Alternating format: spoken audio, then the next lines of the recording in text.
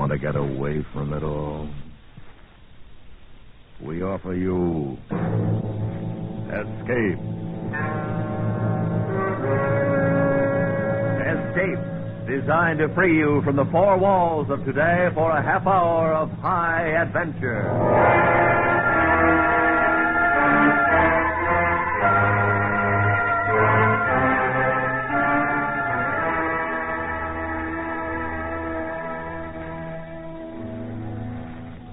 Aboard a dead ship, drifting aimlessly in the endless reaches of the Indian Ocean, while the three men who are your companions, unaware of your innermost thoughts, are making their own plans for the division of treasure, which, because you are a woman, can mean life or death for you all.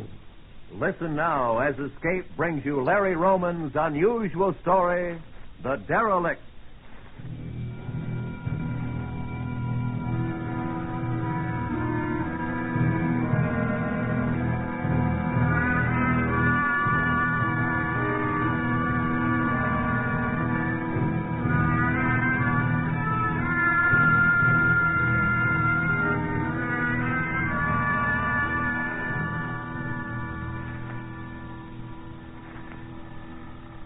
I'm rich now. Good looking, too. A lot of guys have said so. 29, and that's on the square. Dark eyes, dark hair, and I've been a dancer all my life, so you can figure out for yourself how I'm built. I'm not telling you this out of conceit or anything. I just want you to know what you'd have if you had me. And you can have me, any one of you. All you got to do is come out and get me.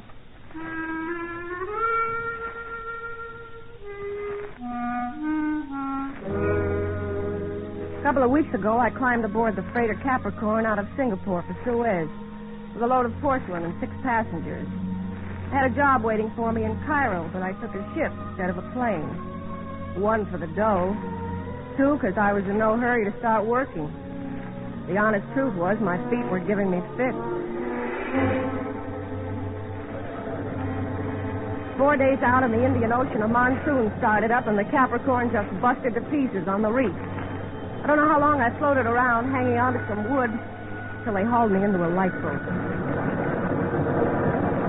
All right now, easy with her. Gently, do not bruise her on the side. There we go. Clear off that canvas, Blue War. Set you down. I'm all right. Certainly. Here, throw this jacket round you. I'm okay. No kidding. The jacket. Thanks. And clamp your legs under the seat. Everyone all right? Everything all right here, Mr. Mike? Okay. We're just going to have to ride it out.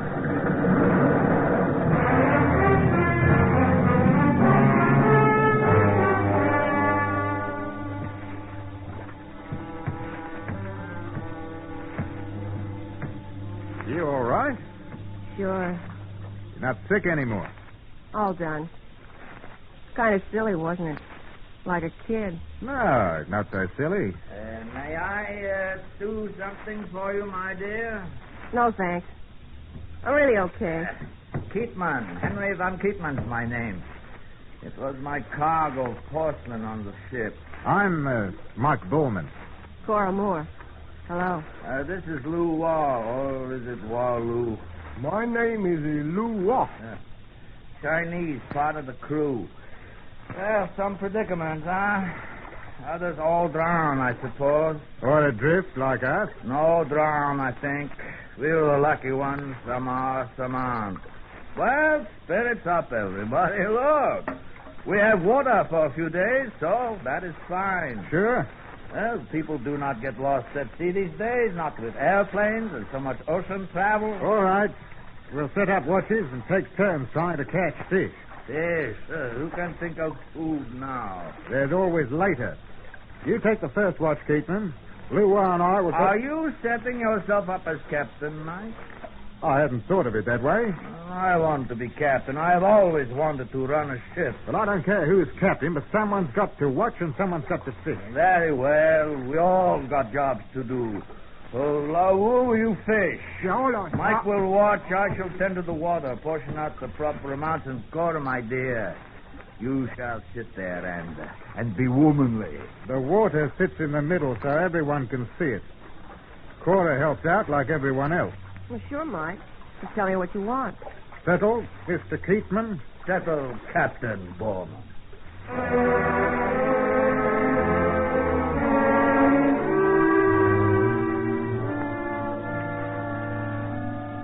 I got a long look at them. Keatman, big around the middle and chest, white, shiny face, powerful arms.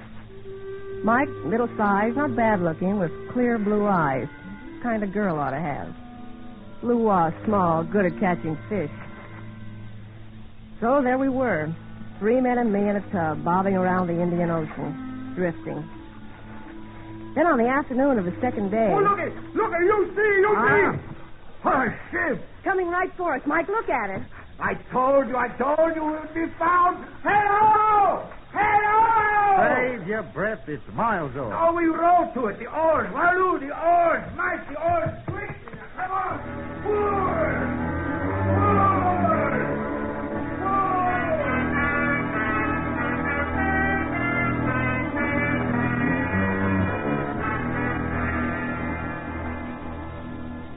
It was dusk by the time we got aboard. She was a 3-masted sailing ship. All her lifeboats were gone and junk was all over her deck. Seaweed and ocean stuff, so you knew she'd been under once. An old barkentine, Mike said. A ghost ship. Her deck cabins were caved in and she stank from rot. We looked her over. Then down in the captain's quarters we saw it. First, a couple of human skeletons in a pile of junk that was once closed. Then a metal box, near the skeletons, open. And in it were bricks of greenish yellow stuff. Mike knew right off what it was. Gold. Gold? Impossible, it cannot be. That's gold, all right. I've seen gold before. Well, sure it is. Sure it is. Oh, feel it. Hold one. 20, 30 pounds of brick. Why, that's a fortune. No kidding? How much? I don't know, but a fortune, easily a great amount. Easily. Shut the box, Keatman. The salvage laws, it's ours. If we bring it in. We will.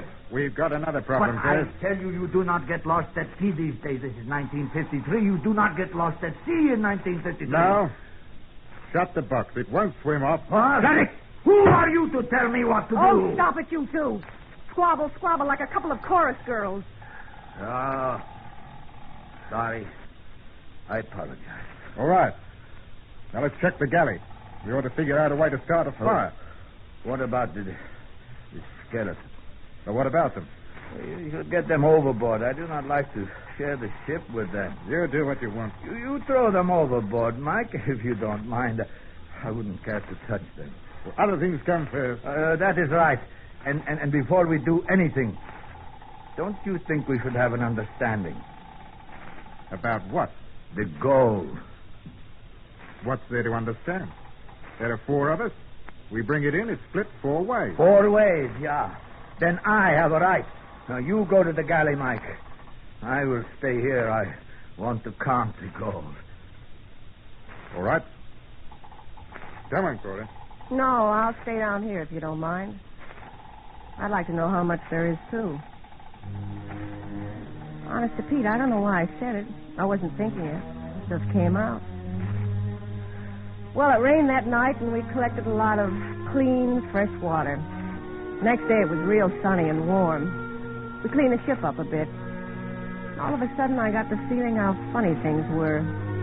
Adrift at sea on a ghost ship. Though we had food, water, sun. At times, it was almost like a pleasure cruise.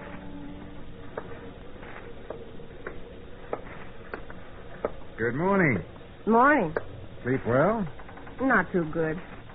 Of course, the place you fixed up for me was real nice, but... Well, I kept thinking about things. Cora Moore from San Diego with a jackpot. You know, you don't seem too happy about it. First problems first. We'll get found. Keithman's right. You don't get lost at sea these days. Ship is bound to cross it. Isn't it? Sure. So then we'll all be rich and happy. You still don't feel good about it. I remember once when I was a kid. I reached for a pot in a dice game. My winnings. It was fair. I got the back of my hand ripped open with a knife. I never got the winnings. I see. Counting your chickens. That's it. Well, everybody does that. Look at me. I was going to be a ballet dancer. I was a ballet dancer. In my mind, I mean. Pirouettes and all that. Who knew I was going to end up a fan dancer? Well, that's not so bad. No? Oh, well. What are you going to do with your share of the gold? I mean, if we bring it in. Go back to Australia, get a ranch, sheep. Sounds like work. You won't have to work. You'll have enough. I don't mind. Good morning. Morning. Hi. Fine this morning. Where's Waloo? Lou Wah is making breakfast. This morning I would like fish for breakfast. Have him make fish. I feel good. I slept well. I always knew the rich slept well no matter what they tried to tell you. Yeah. Oh, I see the skeletons are gone, Mike. I tossed them overside last night. Oh, thank you, Mike. Lou Wah found a barrel of nails. We're going to board up some cabin holes after we eat. You'll help? Certainly. I'll see you later, Cora. Surly fellow. Well, you look lovely this morning, my dear. A fresh look. The sea air, yeah. You are a beautiful girl. Sure. I'll get better looking to you the longer we're at sea. Hey, Cora, my dear, I've been doing some calculations in regard to our wealth. If the bars weigh 20 pounds apiece, and since there are 100 of them, we have 20 by 12 by 100 by 35, the value of gold per ounce. In dollars, 840,000. Buy a lot of meat and potatoes. Ah, filet mignon, pheasant, pompano, almondine. What's that? Something very delicious. Now, suppose the bar weighs 25 pounds. $1 million. $1 million? If the gold is sold at Macau, where the market is free, say $50 an ounce, 1,500,000. Oh, it keeps getting bigger. Matter of multiplication. Multiplication is a wonderful thing. It makes everything grow. Uh-huh. Division, however, is not so wonderful. What do you mean? Well, take a large satisfactory number and divide, say, by 4. What are you left with? A small unsatisfactory number. Do you follow me? No. Mull it to yourself, my dear. I'm sure it will come to you.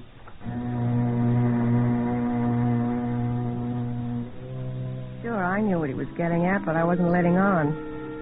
Sometimes it pays to play dumb. Well, the day went on as usual, our ship drifting and us not seeing anything but the water and sky. And then that night, laying in my bunk, suddenly began to think of something. I don't know why, but there I was all of a sudden thinking about Keithman and those ideas of his on multiplication and division. It just jolted me out of my bed. I ran out on deck. Mike came from one way, Keithman from the other, and we met at the railing. Lou Wah! Lou Wah, where are you? No need to shout more. Look. A few feet from us, the railing was all ripped away. We knew right off. Lou Wah was overboard. We could see the fin of a great shark cut the dark water and disappear.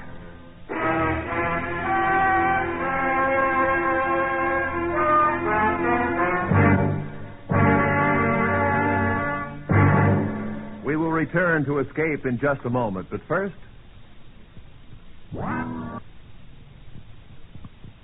You should not have leaned against the railing. The wood is rotten. What makes you think he leaned? The ship tossing then, it threw him against the side. Luwa was a sailor. It's a calm sea. He could keep his feet in this ocean. I don't understand you, Mike. How else could they have gone overboard?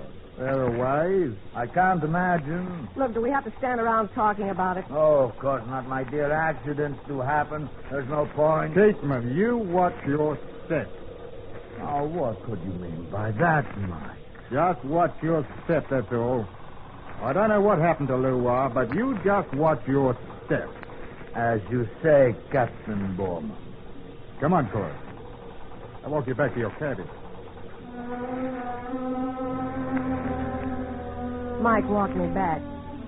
I had my chance to do some talking, to tell him about the conversation I'd had with Keatman, about multiplication and division. I should have told Mike. I know it. But somehow the words just wouldn't come out. I don't know why. Mike left me. I asked him to, and I tried to get some sleep. No luck. I kept thinking about poor Luwa and also something else. I don't really know why I thought about it, but the fact is I did. Without me doing anything, I just got richer. Cora? Hmm? Are you asleep? May I come in?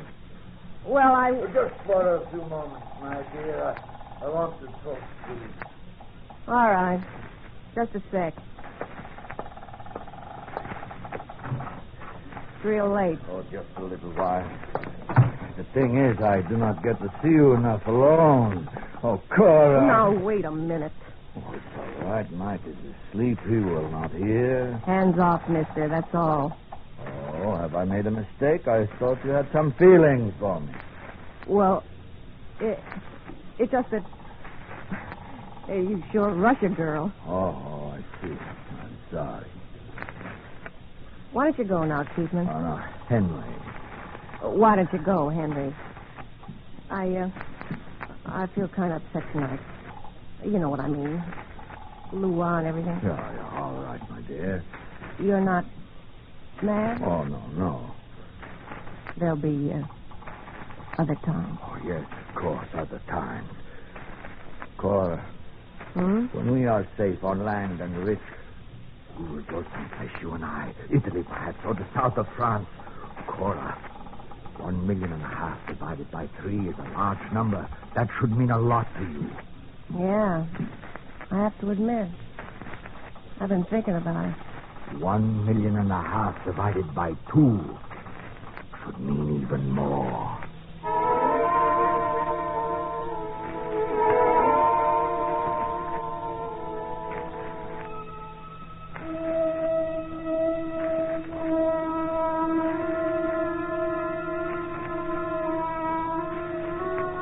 In the morning, I found Mike at the ship's bow, looking out at the sea.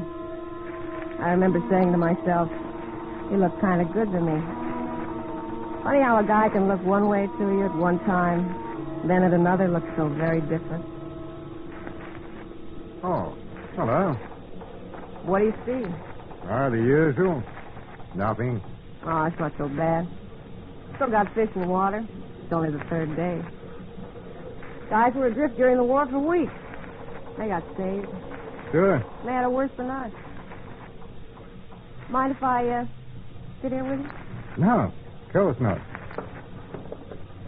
You seen Keatman? Below, I guess, counting. Yeah. He sure has gone off on that gold. You know, I've been thinking. About what? Those skeletons we found. You wonder who they are? Who they were? A little.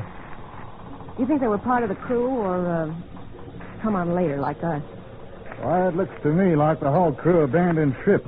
No, I'd say those 2 came on later. That's after the ship came up from the bottom. And they found the gold, huh? Just like us? Uh-huh. I wondered what happened then. Sure smells good up here. It's about the only place aboard you don't smell the ship's rot. Maybe I should have been a sailor instead of a dancer. A lot of good outdoors. Ranching gets you outside, too. Yeah. Bet Australia's just loaded down with fresh air.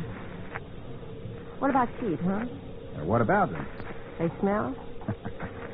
Sheep aren't so bad. Maybe I ought to use my share of the gold to buy a ranch next to yours. We could be neighbors and get together to talk about hard times. All this, I mean. Cora. Hmm?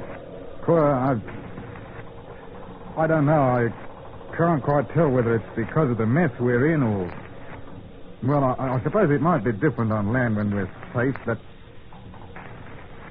What are you trying to say, Mike? Oh, nothing. You forget it, Cora. Sure. All right. Mike. Keatman came into my cabin last night. He did? I thought there was going to be trouble. Well, now, let Cora... No, it's all right. The only thing is... Well, I think you better watch yourself. What do you mean? Well, it's what he said to me. He said him and me could split the gold in two. Yeah. I just thought I ought to tell you. Thanks. There's a knife in the galley. I don't want to suggest anything, but nobody's going to blame you if you move first.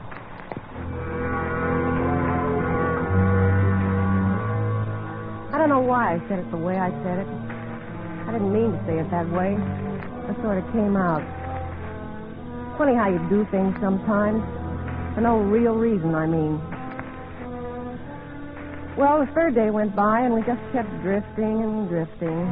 Nothing to look at but ocean and sky. Then toward late afternoon, we saw something. Just a speck in the sky, but then it came closer and closer. A plane. One of those big 4-engine passenger jobs. Hey! Hey, down here! Down here! Hey! Keegan waved his shirt and screamed to beat the band. The plane saw us, dipped its wings, and then took off again. We knew it would send a ship and that we'd soon be saved. That night in the galley, we sat down for what we hoped would be our last meal on the Derelict. Fish. Have some delicious fish. Thank you. I don't want any more. Cora? I don't feel much like eating. Water, then. Have a big drink of water. No, I don't want any. Watch out. You're spilling it. Oh, who needs it anymore? I told you we'd be found. This is 1953. The ship will come to us tomorrow, I bet. All right. And we'll celebrate tomorrow. You put the water down. We've still got tonight. Tonight? Yeah, tonight. Keegan shut up then, and a few minutes later left the galley. Then Mike went out, too. That's when I noticed that the galley knife wasn't there anymore. The sea got kind of choppy that night, and I was sure restless. Wind started acting up. It began to rain. It looked like a storm was building. Then I heard the scream. I ran out along the wet deck and stood outside the hold, looking down into the blackness. I couldn't see, but I knew what it was. Mike and Keatman. And only one was going to come up. Only one.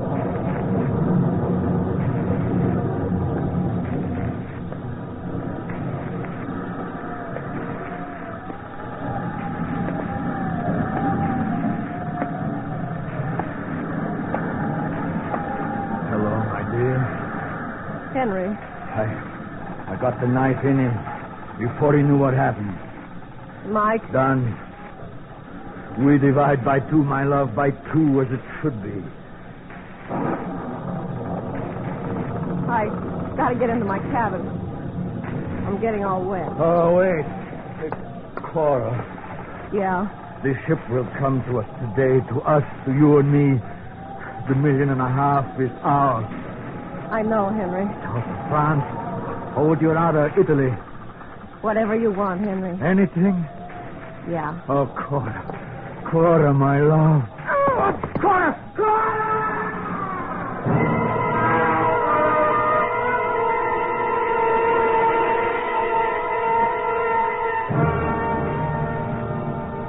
I don't know why I did it.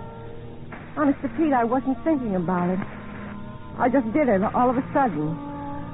I gave him a shove, and he went right over the side. I could see him in water just for a second. His face whiter than ever and his eyes bugging out. And then he was gone.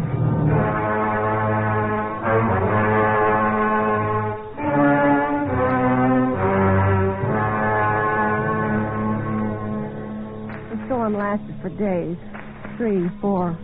I don't remember now. And it tossed the ship I don't know how many which ways. Then the sky cleared up. Sun got all warm again. It's been this way a couple of days now. Well, I haven't seen the rescue ship. Water's gone. Fish, too. And I'm alone. But like I say, I'm rich. I'm still good looking. Any of you can have me in gold. All you got to do is come out and get me. But please, please come quick.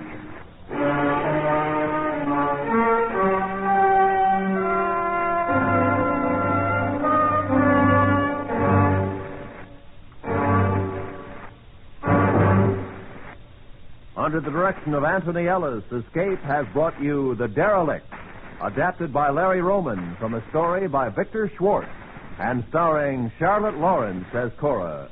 Featured in the cast were Joseph Kearns as Keatman, Ben Wright as Mike, and Charlie Long as Lou Waugh. The special music for Escape is composed and conducted by Lee Stevens. Next week.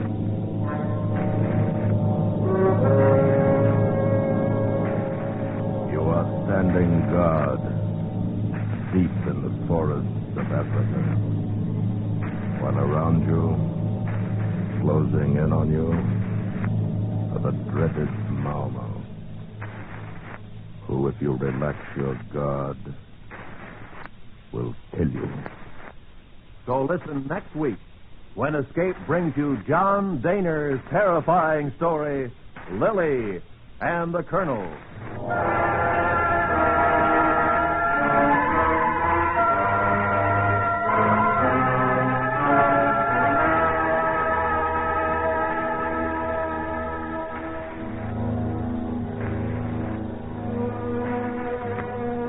This coming Tuesday night, mystery fans will want to stop, listen, and thrill to Mr. and Mrs. North Looking for Trouble on CBS Radio. And to John Lund as yours truly, Johnny Dollar, probing the San Antonio matter. The Norths collide with homicide and come close to grief themselves. Johnny Dollar comes close to falling in love, closer still to trouble in San Antone. Remember, they're both this coming Tuesday night on most of these same CBS radio stations. Mr. and Mrs. North, and yours truly, Johnny Dollar. Don't miss them. This is Roy Rowan speaking. And remember, you're invited to Art Linkletter's house party every weekday on the CBS Radio Network.